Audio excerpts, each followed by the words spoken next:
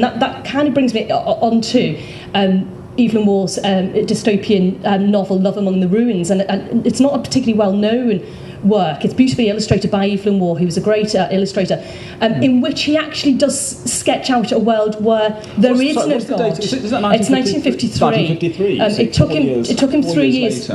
Exactly, it took him 3 years to write, and this is exactly the sort of world that he said to Orwell, it doesn't exist, where there is a godless society, where you don't have Christmas Day, it's Santa Claus Day, where everyone, the hero Miles Plastic is created by the state, where the prison is better than his orphanage. He's an arsonist and he's set fire to some building, so he's in this wonderful prison, and of course there are no criminals because everybody's just victims of the inadequate social services, so nobody's to blame. And then he comes out and he gets a job in a euthanasia clinic, Miles Practice, and because it's a godless society, everybody just wants to kill themselves, and again, very prescient. You think of Dignitas and the euthanasia clinics, and it's a really interesting. I would argue that actually it's more prescient than 1984 in some of the views that it tackles, all sorts of things. But this idea that what happens when you live in a godless society, what happens when the TV takes over, what happens when plastic surgery is the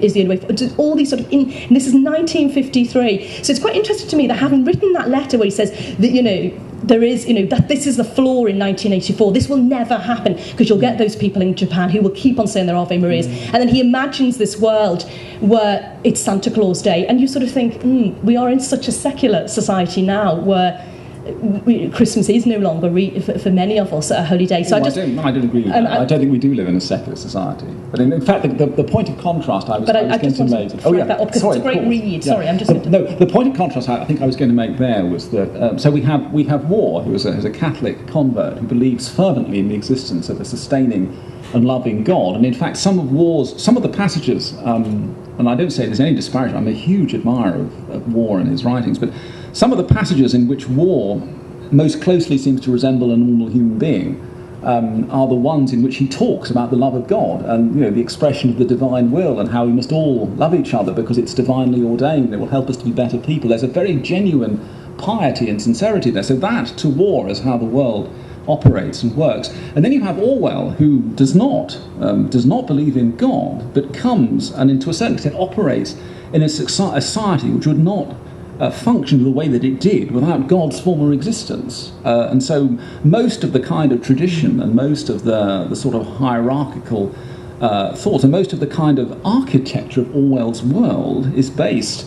not necessarily on a belief in God, but in God being at the apex of that sort of civil society which is beneath it.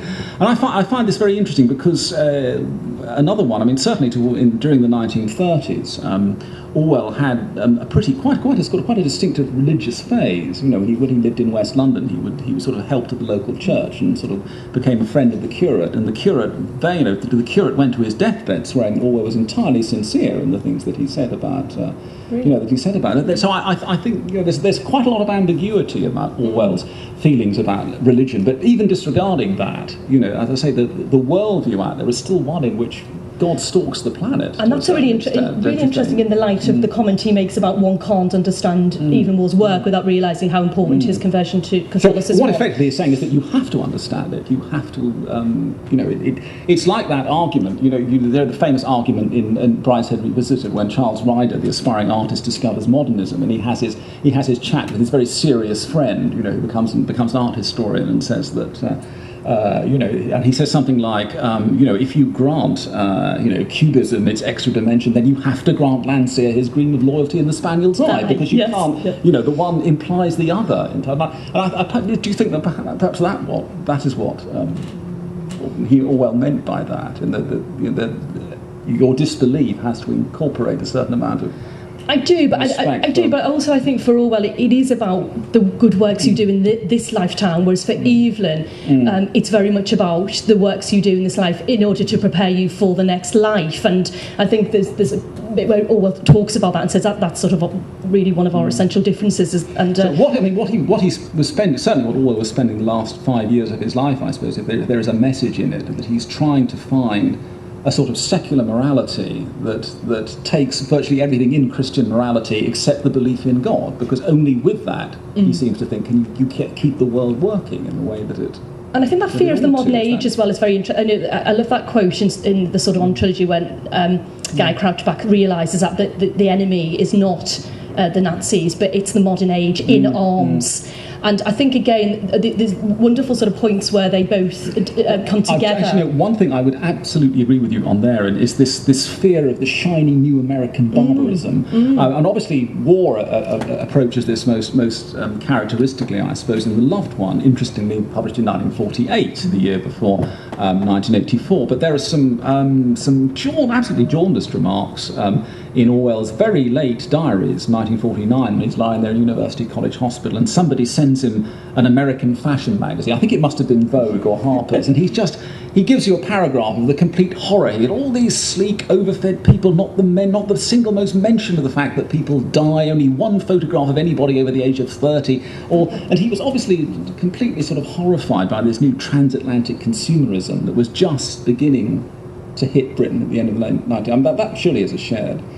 I absolutely, completely agree with that, and I think for Evelyn, it just got increasingly difficult as the modern age sort of descended, and I think it was both the war and the aftermath, and what do you do with the modern age? And I think the changes he saw around him was so depressing that I think and towards the end of Waugh's life, he really wanted to die. He just did not want to, and he prayed for death. He prayed for release. There was a famous cartoon in a very early edition of Private Eye, I think from 1962. It was one of William Rushton's finest early works, which just showed all these aged establishment figures like Waugh and Muggeridge and so forth, just sort of lying around in a gentleman's club. And the caption coming out of Waugh's mouth is, "Now that even the Pope is a bloody liberal, the time has come for me to die." It's just captioned "the old Boars Club" or something like this. But I think that's absolutely right. And I think the changes in Vatican II really sort of finished him off. And that's because he thought the church would never change. He thought that was the great unmovable. That was the thing that would always stay the same. Yes. Whereas everything else was sort of crumbling around him. And I think all the, as I say, the sort of values and tradition and all those things that he thought were good about England. And what he couldn't bear was that sort of political correctness. And I think Orwell was the same too. They both couldn't bear that everybody having the same thoughts and what he thought what made England very distinctive. And that's what, in my book, I do think Brideshead Brideshead Castle, the house, it is a symbol of England. And I think in all of Waugh's novels you get the great house, don't you? Orwell points this out in his notes. Every novel of Waugh's has the house, the home, the heritage, the site. And sometimes that home is made into modern flats. So in Brideshead, Marchmain House becomes modern flats. And that's a sort of running theme and a refrain of the corruption of England and the lament. Brideshead is in many ways a lament for England. And when he wrote it, he even said, I think with Brideshead, it's a war novel. He's correcting proofs in 1944 when he's in Yugoslavia with Randolph Churchill, sort of, all sorts of things going on, and he's correcting the proofs of Brideshead.